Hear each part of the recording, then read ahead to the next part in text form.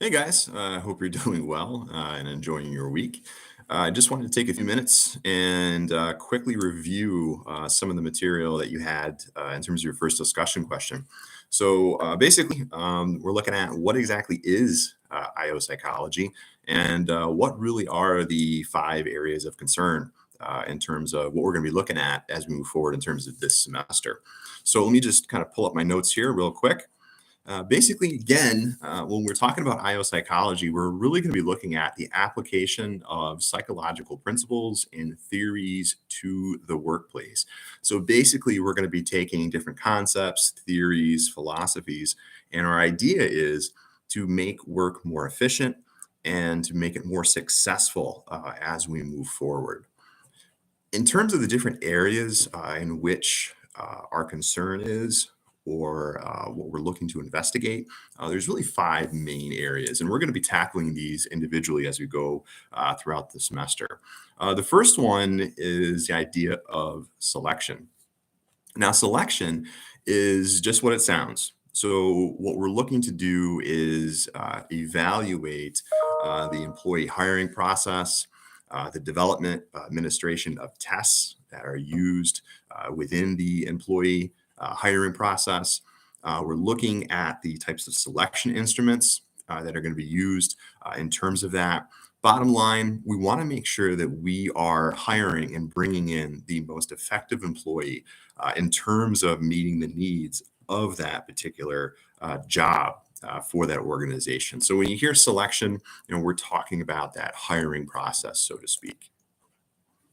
Training and development is really the second area of concern in terms of IO psychology. Companies spend enormous amounts of money in terms of this idea of training and development, and we want to make sure that we're not only just training and developing our employees in appropriate means, but that they can then take that training and teach other employees within the organization what they have learned in terms of that. And again, we're trying to make our employees in our organization the most efficient and most successful it can be moving forward. On top of training and development, we want to make sure that we're able to evaluate the effectiveness of that particular program. So we can spend hundreds and hundreds of dollars, thousands, sending people to these training programs, but if they're not doing what they have learned, or what they have learned is not appropriate in terms of our organization, it simply just doesn't meet the needs of what we have to do moving forward. Organizational development and behavior, very interesting concern in terms of what we look at in IO psychology. So within this, basically what we're taking a look at is the organizational structure. We're looking at cultures, climates, not only of the organization, but of the employees within. So how do these two domino effect? How do they interrelate? Again, we want to make sure the organization runs most effectively. So we look at things like, for an example, self-fulfilling prophecy. How does supervisors' expectations influence employees and so forth? And we'll talk a little bit more about that as we move forward. Next area of concern, in my mind, is probably one of the most important, is simply just performance appraisal.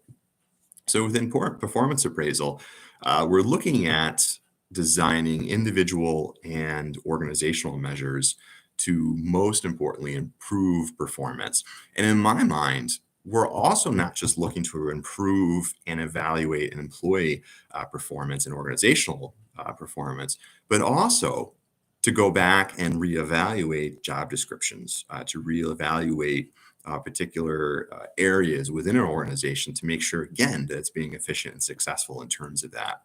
Different methods we'll talk about, things like the rating scale method, checklist method, clinical interviews, or just interviews, and most importantly, the 360-degree feedback. The final and fifth area of concern that has really skyrocketed in terms of importance and research over the last several decades is simply just quality of work life. So all of us, me, you guys, the idea that we want to have heck, we want to enjoy our job. We want to have job satisfaction. We want to have some sort of organizational commitment, not only in the work, but within us. We want to have opportunities in terms of continuing ed. We want to have good benefits. We want to make sure there's a nice balance between work and family, those types of things. So, quality of work life has become extremely important over the years in terms of improving efficiency and successfulness of the organization and improving attitudes, beliefs, values of the employees within. All right, great. So if you guys have any questions in terms of the materials that we've covered within the first week, please feel free to shoot me an email and keep an eye out for other videos, additional support videos I may post, and some of these YouTube videos. All right, thank you so much. I'll talk to you guys soon.